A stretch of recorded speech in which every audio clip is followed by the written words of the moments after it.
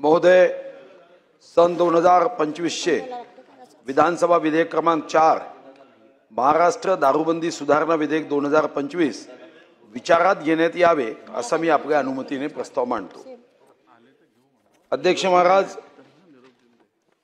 समाजामध्ये सार्वजनिक जागांवर दारू पिऊन त्यांच्या अश्लील कृतीमुळे कायदा व सुव्यवस्था बिघडताना मोठ्या प्रमाणावर दिसते आहे।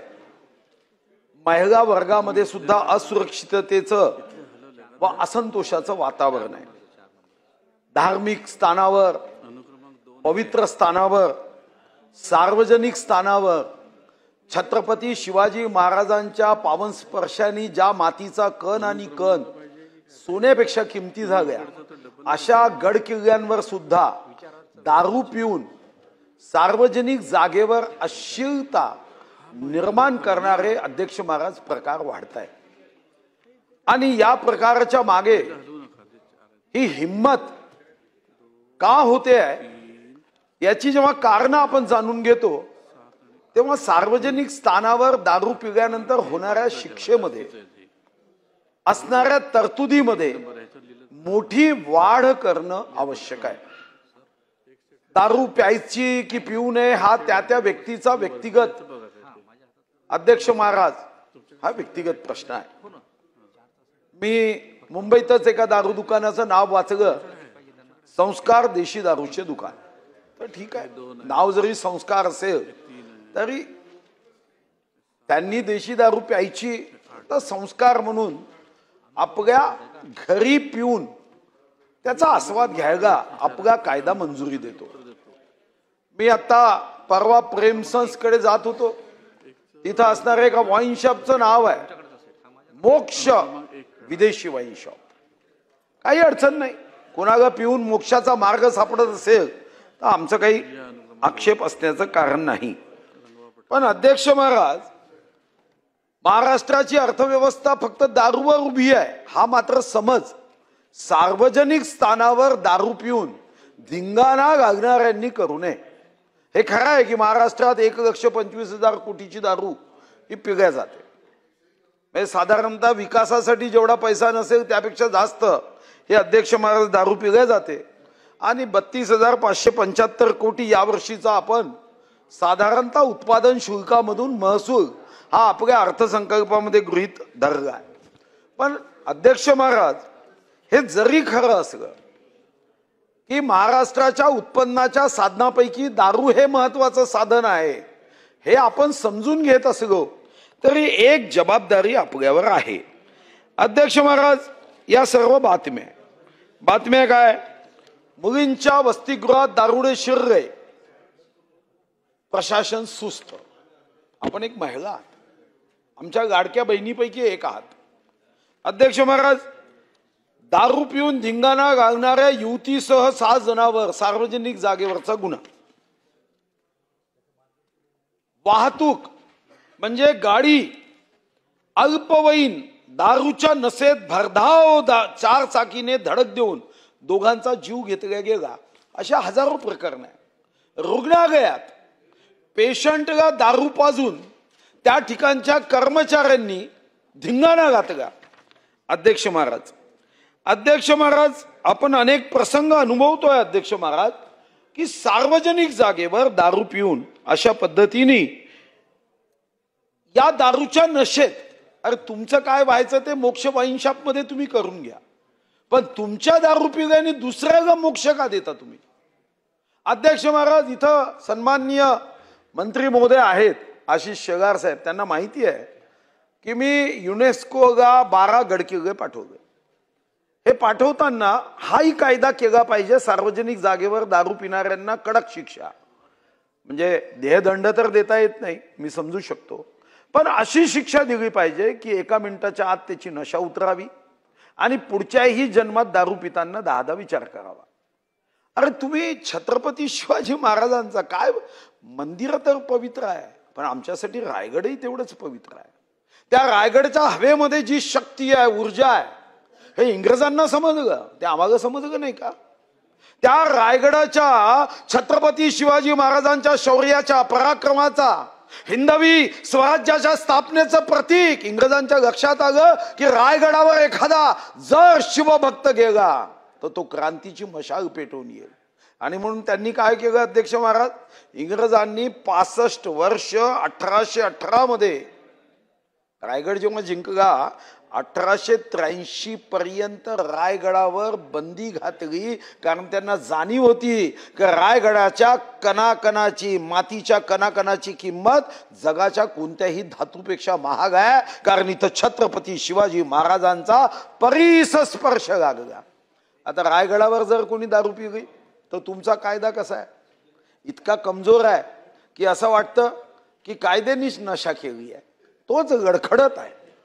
आणि म्हणून अध्यक्ष महाराज काय मागणी आपण करतोय की या कायद्यामध्ये मग रायगड असेल, राजगड असेल, प्रतापगड असेल, सुवर्णदुर्ग असेल, पन्हाळा असेल, विजयदुर्ग असेल, सिंधुदुर्ग असेल, शिवनेरी असेल, लोहगड असेल, खांदेरी असेल, जिंजी असेल, या किल्ल्यावर कोणीही दारू पिऊन गडबड करू नये यासाठी अध्यक्ष महाराज हा सुधारणेचा कायदा अध्यक्ष महाराज आपण या ठिकाणी आणलाय. अध्यक्ष महाराज मग आठवतं स्वर्गीय RR पाटलांची आज आठवण होते यासाठी एक संवेदनशील नेते होते. मला आठवतं की माझ्या कार्यालयात एक पोलीस कर्मचारी टर्मिनेट झाला, बडतर्फ झाला, त्याची पत्नी आली. ती पत्नी मला असं म्हणाली की माझे पती टर्मिनेट झाले, माझ्यावर आता खूप अडचणीचा डोंगर आहे. तर मी विचारणा केली की तुमचे पती का टर्मिनेट झाले, पोलीस विभागात काम करतात, टर्मिनेट का झाले. ती महिला मग असं म्हणाली की माझे पती पोलीस स्टेशनमध्ये दारू पिऊन गेले होते आणि त्यावर ते टर्मिनेट झाले. तर मी सहजपणे प्रतिक्रिया देत म्हणालो, अहो दारू पिऊन पोलीस स्टेशन मध्ये गेल्यावर तर टर्मिनेट होणारच ना. तर ती म्हणाली, आमदार साहेब दारू पिणं वाईट आहे ना. म्हटलं हो दारू पिणं वाईट आहे. मग म्हणाले दारू पिल्याने टर्मिनेट जर माझे पती होतात मग दारू विकायला परवानगी देणाऱ्या सरकारला तुम्ही टर्मिनेट का करत नाही. मग माझ्याकडे उत्तर नव्हतं. मी सन्माननीय RR पाटलांना फोन केला, म्हणजे या महिलेशी बोला. ते म्हणाले बाकी माझ्या हातात नाही, पण हिच्या पतीला मी 4 दिवसात कामावर घेतो. आणि 4 दिवसात त्यांनी कामावर घेतलं. आता ती संवेदनशीलता तर कमी कमी होताना दिसते. म्हणजे उत्तर द्यायला तर मंत्री सुद्धा राहत नाही. मी तर विचार केला पुढच्या अधिवेशनात एक शासकीय विधेयक आणावं की 75% कमी, जसं आपण कॉलेजमध्ये प्रोफेशनल कोर्समध्ये करतो ना की 75% कमी उपस्थिती असणाऱ्यांना परीक्षेला बसूच दिल्या जात नाही, तसं मंत्री जे 75% कमी उत्तरासाठी उपस्थित राहतील त्यांना मंत्री म्हणून पुढे काम करण्याचा अधिकार राहणार नाही, असं अशासकीय विधेयक आणावं लागेल. कारण उत्तरासाठी राहणार नाही. आपण विधानसभा अधिवेशन घेतोय, उत्तरासाठी राहणार नाही, हे मात्र अध्यक्ष महाराज अतिशय आपल्यासाठी आणि लोकशाहीसाठी सुद्धा घातक आहे. 1 मिनिटाचा आपण 70,000 रुपये खर्च करतो असं एकदा उपाध्यक्ष महोदयांनी आपल्या उत्तरात सांगितलं की 1 मिनिटाचा विधिमंडळाचा खर्च 70,000 रुपये. मग यासाठी उत्तरच द्यायचं नाही, म्हणजे आम्हाला काही तोंडखुरी आहे म्हणून आम्ही बोलायला उभे आहो असा गैरसमज काही मंत्री महोदयांनी केला की काय अध्यक्ष महाराज, हे मला आपल्यासमोर दुःखाने व्यक्त करावं लागतं. अमेरिकेसारखा देश, आपण भारतीय संस्कृतीला महान म्हणतो अध्यक्ष महाराज. आपण म्हणतो की भारतीय संस्कृती, भारत हा महामानवांचा देश आहे, एक वैचारिक व्यासपीठ आहे. पण अध्यक्ष महाराज अमेरिकेमध्ये सुद्धा सार्वजनिक जागेवर दारू पिता येत नाही. तिथं ओपन कंटेनर कायदा आहे की ज्या संदर्भामध्ये अमेरिकेत सार्वजनिक जागेवर जर दारू पिऊन मस्ती केली तर त्या मस्ती करणाऱ्याची दारू उतरवल्या जाते. पण अध्यक्ष महाराज आपल्याकडे दुर्दैवानी खरं तर दारू पिणाऱ्याचा प्रवास दानवापर्यंत होतो, दूध पिणाऱ्यांचा देवापर्यंत होतो. पण दुर्दैवानी दारू विकणारा कुठेही जात नाही, त्याच्या दुकानात लोक जातात आणि दूध विकणारा मात्र दरदर फिरावे लागतात. आणि आम्ही सुद्धा पुरवणी मागण्यांमध्ये कितीही पैशाची अडचण असली तरी वाईनसाठी त्याच्या प्रोत्साहनाला 32 कोटी हे आम्ही तिथं दिले. कारण आमच्या पुरवणी मागण्यांमध्ये आम्ही ठरवलंच आहे की वाईन जिंदगी फाईन, आणि म्हणून आपण त्या दृष्टीने वाईनला सुद्धा पुरवणी मागण्यांमध्ये पैसे दिले आहे. माझी या बिलाच्या माध्यमातून 85 सेक्शन महाराष्ट्र प्रोहिबिशन ऍक्ट मध्ये अध्यक्ष महाराज कडक कायदे करण्याची मागणी आहे की या संदर्भामध्ये कमीत कमी गडकिल्ले असेल, सार्वजनिक जागा असेल, लोकशाहीचं मंदिर असणारं विधान भवन असेल, विधान भवनाचं परिसर असेल, शाळा असेल, कॉलेज असतील, या ठिकाणी जर कोणी दारू पिऊन आढळला तर अध्यक्ष महाराज त्याला कडक अशी शिक्षा ही दिली पाहिजे।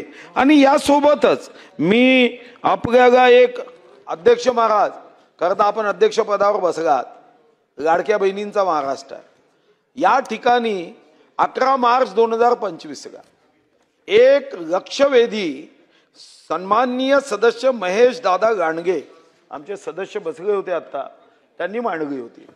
या लक्षवेधीमध्ये अध्यक्ष महाराज खरं तर आम्हाला उत्तर दिलं 11 मार्च 2025 13:40 की एखाद्या दुकानाच्या संदर्भात त्या महिलांचा आक्षेप असेल तर त्या ठिकाणी झालेल्या मतदानापैकी 75% मतदान झालेल्या मतदानापैकी जर आडव्या बाटलीच्या बाजूनी असेल तर आम्ही ते दुकान बंद करू। हे आश्वासन 11 मार्च 2025 आहे। आता आपण जुलैमध्ये आहोत, आजही 11 तारीख आहे, तर हे 4 महिने झाले। म्हणजे आता कासवानी सुद्धा मंत्रालयात जाऊन फाईलकडे पाहून म्हणायचं की रिश्ते में ये फाईल मेरी बाप लगती है। 4 महिने झाले। ओ विधानसभेतलं आश्वासन आहे, या महापुरुषांच्या साक्षीने दिलेलं आश्वासन आहे का आपल्याला काही राहिलीच नाही का? अध्यक्ष महाराज मी हे आश्वासन तुम्हाला पाठवतो, ठीक आहे? कमीत कमी मंत्री महोदयांनी उत्तर द्यावं की या पवित्र सभागृहामध्ये आश्वासन दिल्यानंतर त्या आश्वासनाची पूर्तता जर होत नसेल अध्यक्ष महाराज तर भविष्यामध्ये जेव्हा नवीन पिढी हे कामकाज जेव्हा बघेल तेव्हा त्यांना असं वाटेल की हे सभागृह सत्यावर आधारित उत्तर देण्यासाठी नसून टाइमपास करणारं हे सभागृह आहे। आणि या संदर्भामध्ये मग अधिकाऱ्यांचं ब्रीफिंग हे असं असता कामा नये। ते मी कधीतरी गाणं ऐकलं होतं, जितनी चाबी भरी राम ने उतना चले खिलौना। आता अधिकाऱ्यांचं ब्रीफिंग असं असता कामा नये, जितना ब्रीफिंग किया उतना उत्तर रहेगा, असं ब्रीफिंग राहता कामा नये। अध्यक्ष महाराज या संदर्भामध्ये स्पष्ट कायदा करून यामध्ये 5 पट वाढ व्हावी शिक्षेमध्ये की सार्वजनिक जागेवर कोणीही दारू पिऊन नशेमध्ये कशाही पद्धतीचा व्यवहार हा मान्य नाही।